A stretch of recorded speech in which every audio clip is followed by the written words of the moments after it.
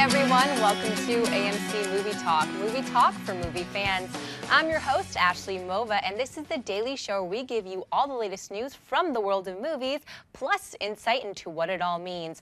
Joining us as always is AMC Movie News Editor-in-Chief, John Campea. Greetings and salutations, everybody. Welcome to the show, coming to you from the Stream.tv studios here in Hollywood, California. And I am frustratingly still not allowed to talk about The Hobbit, The Desolation of Smaug. Just a few more days. Also here is AMC Movie News entertainment correspondent Erin Darling. Hey guys, good to see you again. And I believe it's Smaug, right? Smaug. Haven't we been practicing that? Smaug. Smaug. Whatever. Also here is writer-director John Schnapp. Hey, what's going on? I always call it smog, like in LA. Hey, make sure that encoder's working, guys. We had some encoder issues a little earlier ago. Before we get into topic number one, look, you got to understand how this show works, okay? I get up and start working on the show at like 5 or 6 in the morning. We've got to write show notes, get graphics together, get the tech sheets put together. Everybody's got to get their notes. And then I leave to come to the studio around 10 o'clock. And sometimes just after that, a big piece of news breaks and we can't get it into the graphics or anything. Well, that happened today. Wonder Woman for Man of Steel 2, two big pieces of news, I guess. Wonder Woman is going to be in Man of Steel 2, and she's been cast. Wonder Woman is none other than Fast and the Furious's Gal Gadot. I believe that's how you pronounce her name, Gadot. So correct me if I'm wrong about the pronunciation of her name. It's Zack Snyder confirmed it. It is officially confirmed. This is our new Wonder Woman. So she is going to be in Man of Steel, and this is our Wonder Woman. This caught us out of nowhere. Now, there was a rumor a number of weeks ago that there were 3 women going in to test for a role in Man of Steel 2. And it was speculated that was for Wonder Woman. But we looked at all 3. It was Gal, it was Olga Kurylenko, and there was a third actress, and I can't remember who, but I remember thinking at the time, none of these would fit to be Wonder Woman, so it must be for another role that they're all going in for. Turns out, it was Wonder Woman they were going in for, and they've selected her. Now, before I give my opinion about this, let me preface what I'm going to say with this. I'm going to give this a shot. When the movie opens, I'm going to go in with, check my prejudices at the door, check my preconceived notions at the door, go in, experience the movie, and then I'll judge it on its own merits. But since we're talking now, and we just heard about it, I got to tell you my first impressions. This is terrible.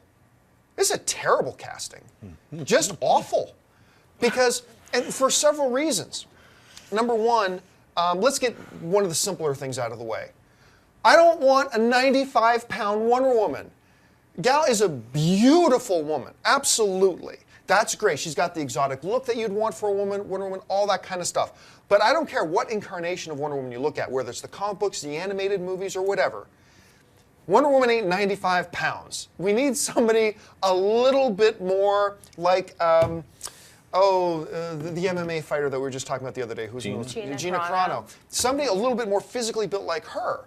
Now, granted, you can get her on the horse steroids, get her pumping iron as fast as you can, put a little bit of muscle on, but her frame, I'm sorry, that's just not Wonder Woman to me. The other reason I have a problem with this is, in Fast and the Furious, she has been acceptable for the role she was playing.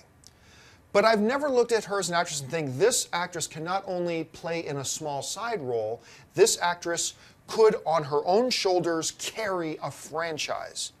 And you know that DC and Warner Brothers aren't just planning on using a Wonder Woman just as a little side character in Man of Steel 2 and never use her again. This is now our Wonder Woman for the Justice League universe moving forward. You know they're going to make a Wonder Woman franchise now based around her. I have never believed that she's the type of actress who could carry a franchise. So for those, and plus, she struggles with the English language a little bit. So for all those reasons, physically, I don't think meets the criteria. I don't think she has that level of acting ability to carry an entire major league franchise on her shoulders. I just don't see it. Now, maybe we'll go see Man of Steel 2 in 2015, and she will blow our socks off. We got to be open to that possibility. It's very possible. Let's keep our fingers crossed. I like the casting decisions Warner Brothers and Zack Snyder have made so far. So we give them the benefit of the doubt. But my initial reaction is, this is awful. Anyway, Aaron, what do you think? I'm not crazy about this idea either. I think she can bulk up, though. She was in the Israeli army, if you guys didn't know that, for 2 years.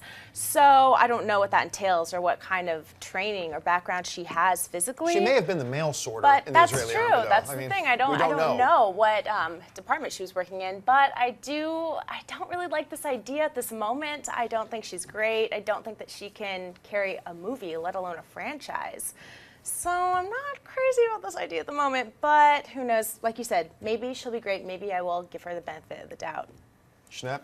I'm going to give her the benefit of the doubt. I think whether she's a great actress in The Fast and the Furious, actors and actresses always have to do different roles. So if they fit the actor, you come up with your character first, and then you go get the best actor for it. And like we're saying, I mean, I know I'm giving disclaimers to death here. Mm-hmm.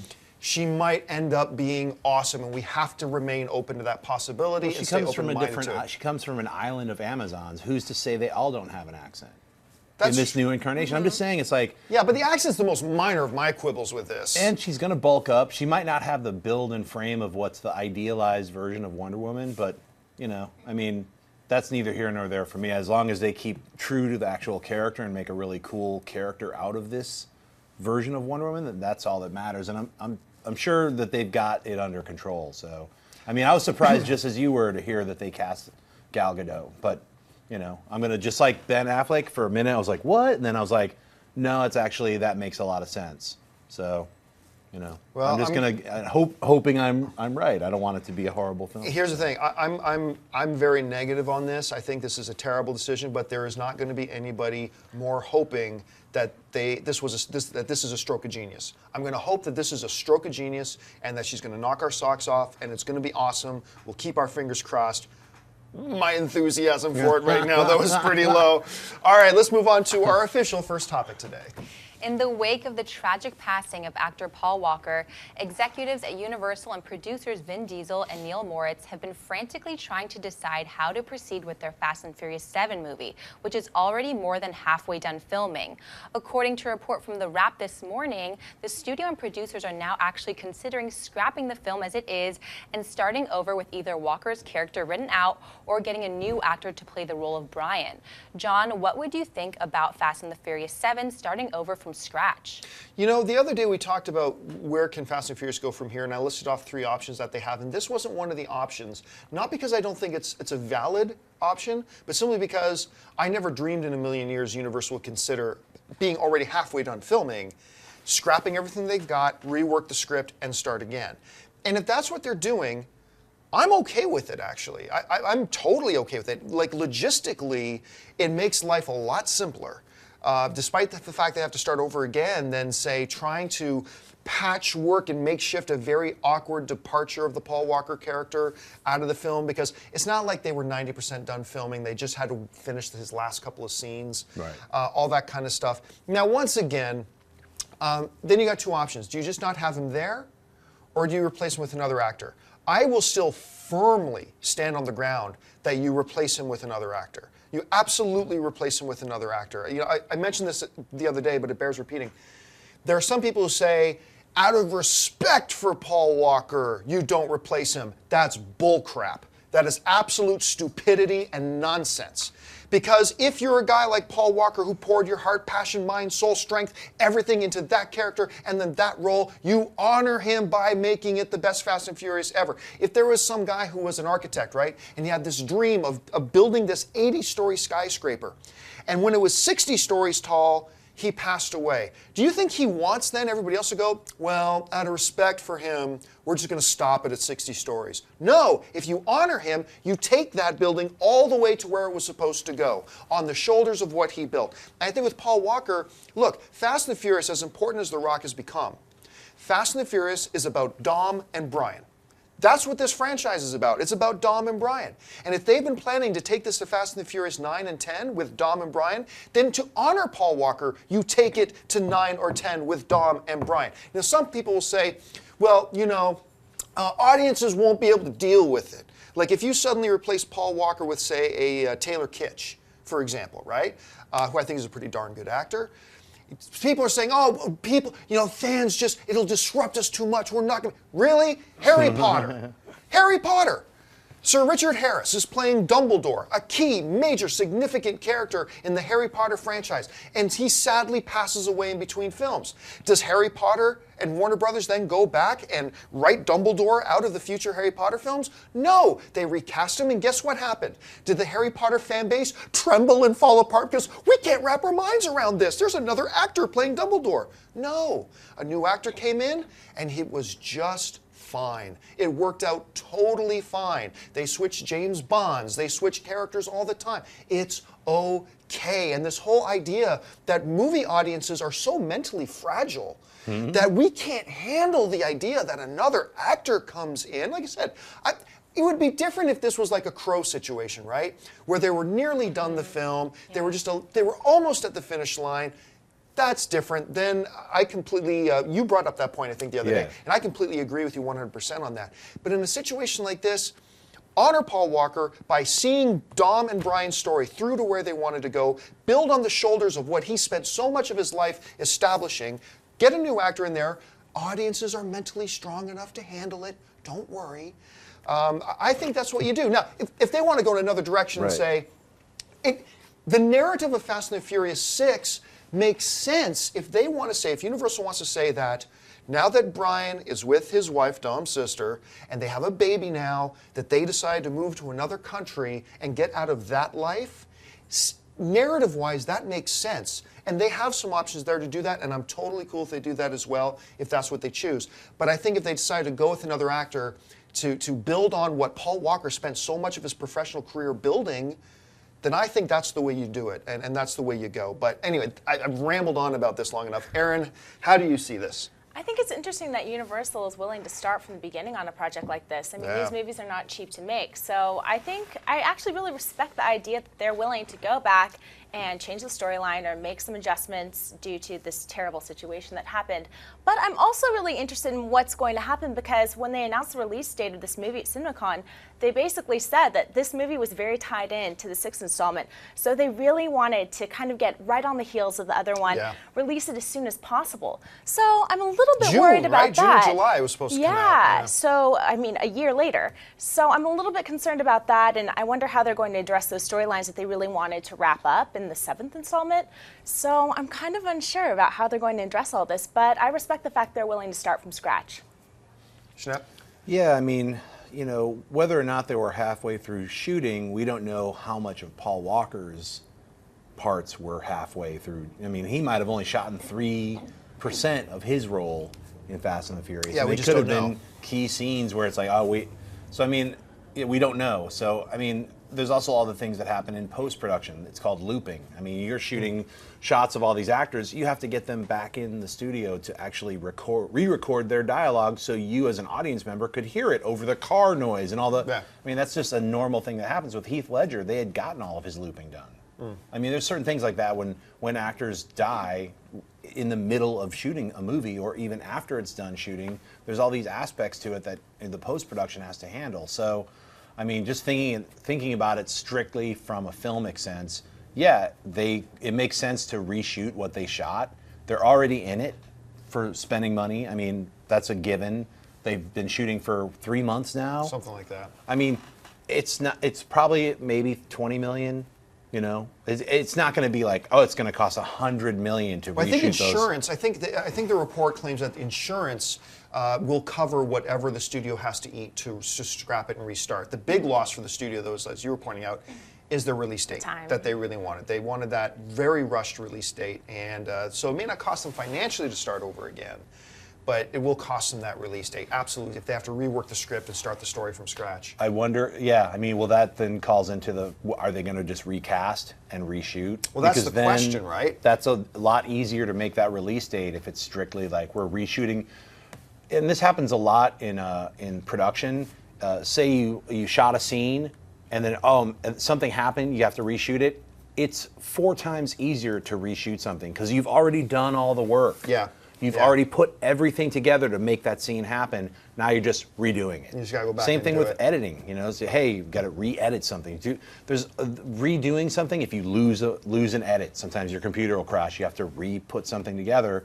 You do it like what took 6-7 hours of logistically thinking through something, you can put it together in 30 minutes. And we should point out here that while we're talking about Universal's options of either starting from scratch without the Brian character at all, or starting from scratch with a recast Brian character, we should specify once again, Universal hasn't decided to start over again. They are simply, this is an option they are considering at the moment, and I just think it is one that could probably work. All right, we got to move on. Let's go on to the next topic. As we all know, Ben Affleck is set to play the new Batman in the upcoming Man of Steel 2 in 2015, but little else is known about the project. One question many people had is how well would Affleck, considered to be one of the best directors in Hollywood right now, work with director Zack Snyder? In a recent interview, Affleck said the following: "What I'll say is that I really like Zack. From what I've seen of what Zack is doing, it's made me very excited.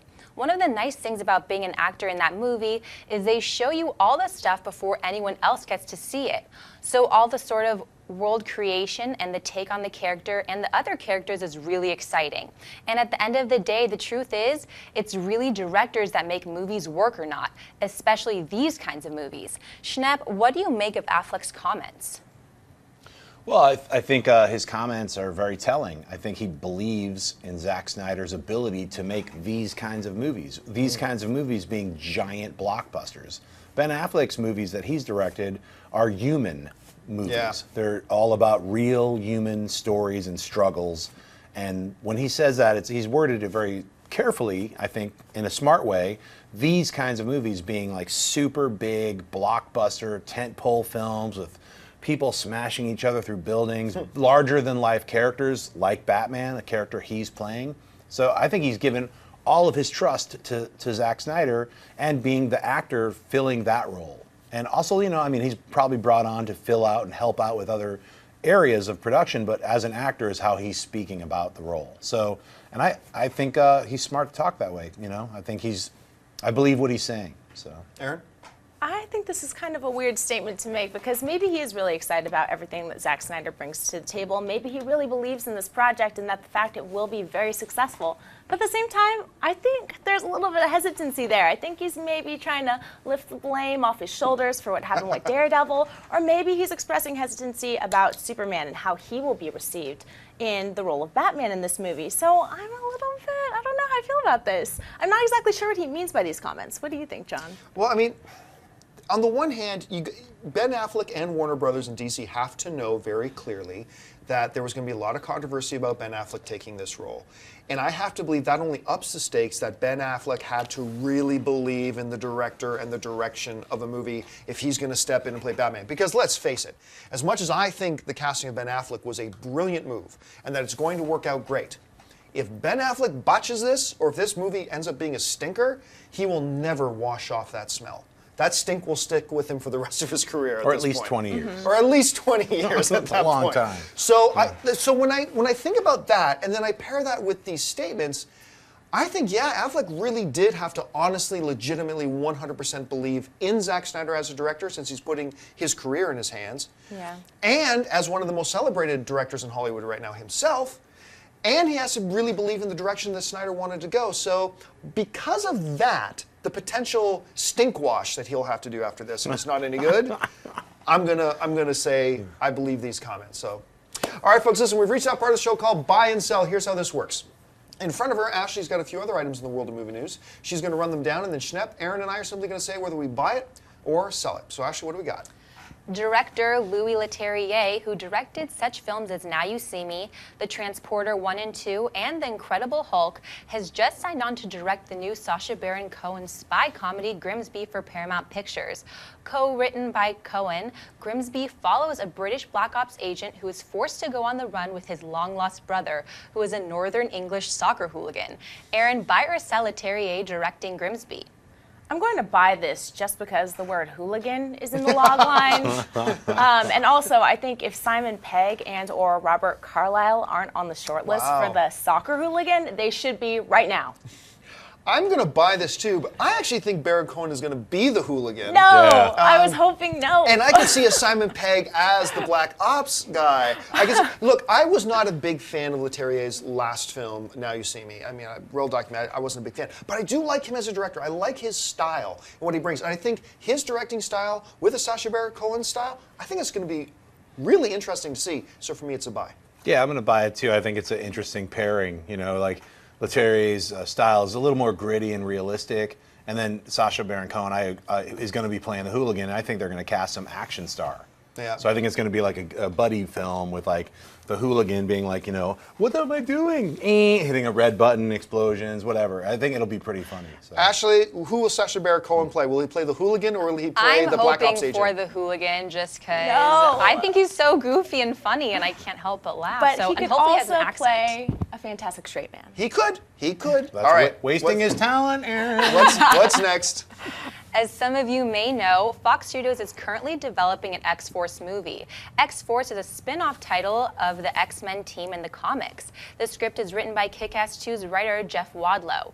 In a recent tweet, X-Force creator Rob Liefeld claims he read the script and praised it, saying, X-Force cast/film will please/appeal to fans of all eras. Wadlow carefully, cleverly navigates the legacy. John, buy or sell Liefeld's comments? Sell. What the hell does Liefeld know about anything about what would make a good movie? He doesn't know squat. It's like, oh, just because it make a great comic book in his eyes doesn't mean it's going to make a great movie. That's not to say it's going to be bad either. But just because Liefeld comes out, a guy who knows nothing about making films, says, oh, this is going to make a great film, sell. Yeah. Schnepp? I sell it too. I mean, here, look, I have like a love-hate relationship like with Rob Liefeld's art. It's a lot of fun to make fun of. I mean, he's like every character, every panel, the costumes change. He's got a pouch here. The next panel he's got a flat foot. The next panel he's got a boot. So, you know, I mean, if you're into stuff like that, and me and a bunch of friends sometimes, like, you know, it's a lot of fun. But Liefeld's had, or Liefeld, I really don't know how to say his real name, but he's had movies in production since he was starting production as a comic book artist over 20 years ago at Image. So, and so far none of his movies have ever been made, or any of his characters. I think for the first time, one of the characters in the new X-Men Days of Future Past, one of his characters is going to be in there. But so far, he created Deadpool, one of your favorite characters, and Cable. And so, you know, with X-Force, it has so many different characters been flip-flopping around. I don't know if it's Liefeld's, you know, X-Force, or if it's going to be somebody else's version of X-Force with Wolverine and all these other characters. So whether he read the script, I'm not going to say, well, why would they send it to him? I mean, he was the guy who put X-Force I'm sure on the he map. consulted on it. Yeah. I believe him when he says he read it. Yeah, it makes sense to me. You know, he's a little bit like Mark Millar, where every single one of his projects that's in production is the best thing ever. So, you know. Aaron? I'm going to buy this, actually. I'll be the dark horse of the group. And this is why. Maybe Rob Liefeld doesn't know what makes a great movie, but as the creator of X-Force, I think he has a pretty good idea of what would make a good script and storyline. And he did read the script, and he called it impressive. So for that reason, I'm going to buy it. And also it makes me excited because he also tweeted that within a year to 6 months of each other, we might also get a Deadpool movie, which is great. But if the studio decides to make X-Force before they make Deadpool, I think they're making a big mistake. Let's get Deadpool and Cable first, establishing that cinematic universe, and then let's move into X-Force. Let's do it the Marvel way. You guys, it works. It's tried and true. All right, what's next? Academy Award-winning actress Marcia Gay Harden has just officially joined the cast of the upcoming 50 Shades of Grey. It's being reported that Harden will play the title character's mother. Schnepp, buy or sell Marcia Gay Harden joining 50 Shades of Grey? Sure, I buy it. I haven't read the book, but she's a great actress. She's awesome in The Mist, if you haven't seen it. Every role she's in, she's usually incredible. So I buy it just for Aaron? I'll buy it too. I think that this is not the best idea for her career, but then again, she has an Oscar on her mantle. Yeah. So at this point, she's earned it. She can do whatever she wants. It brings a whole new level of legitimacy to this movie, so I'll buy it. Yeah, I'm going to buy it too. Whenever you're a filmmaker and you got a project and you can say, we've just added Academy Award winner, insert name here, that's never a bad thing. I agree with you. I don't know how great of a move it is for her to go into it, but you're right. It adds a little bit more shine to the title, a little bit more legitimacy to it. So I'm on board. Have you guys read the book? No, I have not. Okay, I haven't either. Because the only thing I was like, is she going to get into those S&M situations? Is the mom get involved? Like, that's why I was like, what? This is getting real weird. Let's not go there. The mom? Because then maybe I'd have to sell it or buy it. Do not bring that filthy. Do not bring that filthy. All right, folks, listen, we've reached that part of the show called Mailbag. Listen, if you've got a topic or a question that you would like us to address on the show, you can email us anytime at amcmovietalk@gmail.com. Every day we take a little bit of time, take a couple of questions. Ashley's got a few messages pulled out of the mailbag. So, Ashley, what do we got? Christopher Diaz writes, "Hey guys, huge fan of AMC Movie Talk. Thanks to John's status on Facebook and the raves Frozen got, I managed to see it over Thanksgiving weekend and loved it. It's not on Beauty and Beast level of greatness, but it is definitely in my top 10 of best Disney animated films of all time. Anyway, I have 3 questions for you guys. What you guys thought on the movie? Did you guys think it was as great as Lion King like most people thought it was? Do you think it has a chance of winning Best Animation Film at the Academy Awards, being the first win for Walt Disney Studio, and Best Original Song for Let It Go? Thanks, you guys, and bring on the filthy." Yeah, I saw Frozen, and I put up a tweet and a Facebook post after I got out of watching Frozen. I said, Frozen isn't good, it's magnificent. I love this movie. It's both as an animated film and as a musical. It's the first musical animated film I've seen in a very long time that really did feel like a Broadway production, the way the music, all the songs tell a story. All the songs are very catchy and stick with me, and were great. I unabashedly, I'll tell you, I loved this movie. I loved it. I think it's a shoo-in to win the Oscar this year for Best Animated Film. I really do. It instantly jumped above other animated films that I really like this year, like Despicable Me 2 and a couple of others. It's great, and I would agree. I would put it, if we're not counting Pixar, I will also put Frozen into my top 10 all-time favorite Disney animated films. Wow. I don't think it's on Lion King level, but that's a really elite, small club. I won't put it on Beauty and the Beast level, which is another very small, exclusive club of all-time greats. But this is a great film. So I know neither of you guys have had a chance to see it yet, so let's just move on to the second question. Anakin Skywalker writes, "I don't think Darth Vader is coming back to Star Wars 7, even as a flashback, and I also doubt Anakin is coming back as a Force ghost. But the Vader selfie is on the Star Wars 7 Instagram page. Is Vader/Anakin returning possible? What are your thoughts?" Yeah, guys in the control booth, if we're able to bring up that picture, let's bring up this picture of Vader if you are able to. I'm not sure. We've got it on the back screen, and there it is here. So this went up. Star Wars just opened an Instagram page, and one of the first things they show is Vader. If you look closely at this picture, it's the opening scene of the original Star Wars movies with the dead soldiers and stormtroopers behind him, and he's taking a selfie. That's so awesome. It's brilliant. So since this is one of the very first pictures they put up on Instagram, it's got some people mumbling, wait a minute, are they going to give us Vader in Episode 7? I'm going to say this. As I bleed Star Wars, all right? As a fan of Star Wars on that level, I don't want Vader there if they have to really make a really forced plot device to make it happen. If they've got a very fluid story arc that makes sense within that universe that Vader would be there, then I'm all for it. Like, I heard some speculation that, okay, when Vader died, we know how Yoda and Ben Kenobi died, stuff like that, their Force ghosts appear. Some people are saying that there's some writing going on that when Vader died, his light side and his dark side split. So you had Anakin, but also there's a Force ghost out there of just the dark side, of the Vader side. And maybe the Vader side gets harnessed back into a robotic body. I don't know how they would do it. To me, the way I just described it, then you don't put that in the movie. That's horrible. You don't put that in the movie. But if they come up with a good way, I'm all for it. My initial guess is, I think Disney wants Vader in this movie. That's my initial guess. So I'm going to guess, with nothing to back it up with, that we're going to see Vader. And if so, hopefully it's a good storyline of doing it, not what I just said. Anyway, Aaron, what do you think? I mean, I think it's always a possibility that we'll see him in the movie, but I want to go into this experience expecting a lot more of the new than hoping to see a lot of the old, and I also think it's in their best interest to approach these movies that way as well. But Vader, I think you need to take a hard look at your selfie.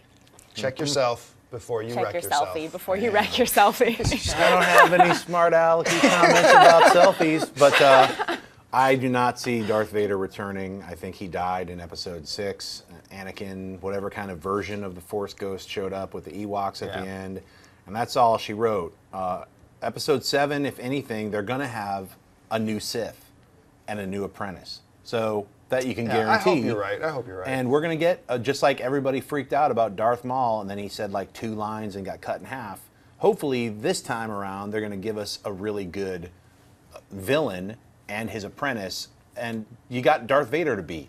So that's a lot to beat. So that's just a really funny, great image to see. A great picture. Yeah, I hadn't seen it until right now, and it makes me smile. I love it. But they're having fun, especially they're having fun with fans of Star Wars and say, hey, check this. Wouldn't that be funny if this happened? Darth Vader didn't have an iPhone when he was on the, that obviously it's a joke. So, I don't think Vader will be showing up. I don't even think there'll be a statue of him. I don't think they're gonna talk about him. All right, let's get into the last question of the day. Thomas D writes, hello all, love the show. This question is for everyone. Now that all of you regularly meet famous actors and celebrities, take us all back to the first time each of you met someone famous. Who was the first actor you met? Was it a surreal moment? But for me, I mean, the first celebrity I got to, this is all the way back in the day when I was doing my old website called The Movie Blog, and the first celebrity I was invited to go and meet with was Oliver Stone. To talk about the 9/11 movie that he had done. And that was actually kind of a thrill, meeting a multi-Academy Award nominated winning director. I think the first actor I may have sat down with that I was actually kind of excited about,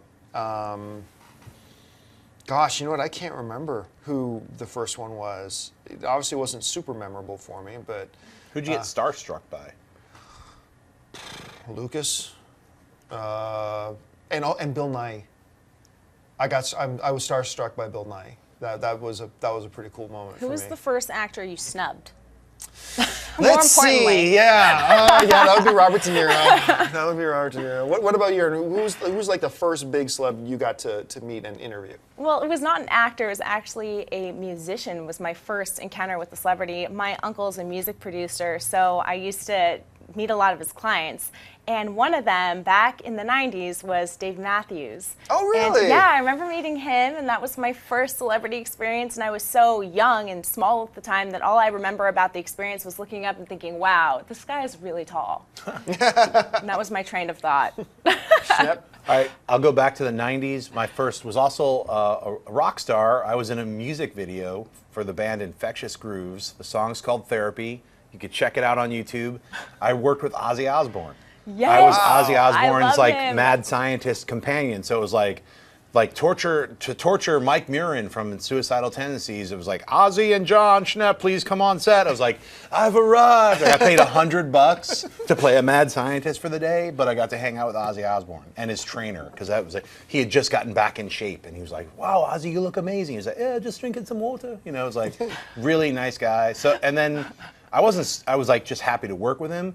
But the starstruck was Mark Hamill, like 8 years ago. Oh yeah, that wasn't that long ago. 8 years ago, I was directing the very first episode of Metalocalypse, Death Clock, and we were in the record booth, and Mark Hamill was cast as like he plays a couple different characters in the show, and I just remember like I kind of what he did he did his voiceover parts, and we had a few notes here and there, but basically just make him more southern, this and that. Then afterwards we came out and were talking with him, and I remember my mind just kind of blanked out. I was like, I'm talking to Luke Skywalker, and he was just like, I was like, I can't believe I'm talking. And you still talk and get a chance to hang out with him once in a while. Yeah, we're pals now. Yeah. We went and saw Man of Steel together, guys. But no, I mean, back then it was like couldn't hear what he was saying because I was so freaked out. And he was actually talking about, yeah, I did voiceover for Blues Brothers 2000, because when I came back in, he was like wrapping up that story, and I was like, wait a minute, you did a cartoon called Blues Brothers 2000? I don't even think they ever even released it. So it took a while to even ever say anything to him about Star Wars, let alone even say, dude, you're the best Joker. It took like episode 3 to finally be like, Mr. Hamill, one other thing, just like super nerd. So that was my shock story. What about you, Ashley? Have you had a chance yet to meet? I mean, besides John Camp. Of course. Yeah, actually, I don't know if he's considered an actor. I would consider him an actor, but the first celebrity I met, when I was a kid, I was a huge fan of WWF, which is now known as WWE. And somehow, some way, my friend's father got us to have dinner with The Big Show. And all I remember is, really? I know, how amazing. All I remember is how tiny his salad was. And I just kept thinking, you cannot be full with that tiny, tiny Caesar salad. And his wedding ring was so, so huge. I think it was his wedding ring, it was some sort of ring, but I had a fabulous night, and that's all I remember how small his salad was. I don't even think I spoke. I was so shocked that the wrestling star was next to me. Oh, it's the big show. I remember when I was a kid, my dad, because he was buddies with the owner of the London Gardens in London, Ontario, and they had a big at the time, WWF show there, and we got to go and stuff like that, and I got to meet Undertaker when he was still really young in his career. Who else was there? Sid Vicious was there that night. Dino Bravo was there that night. All these old time, and a very young Bret the Hitman Hart was there. So that was a... Anyway, done geeking out. Hey, folks, we've gone way over time. Thanks so much for joining us today. Listen, the most important part about our show is not what we have to say up here. We just get the discussion started.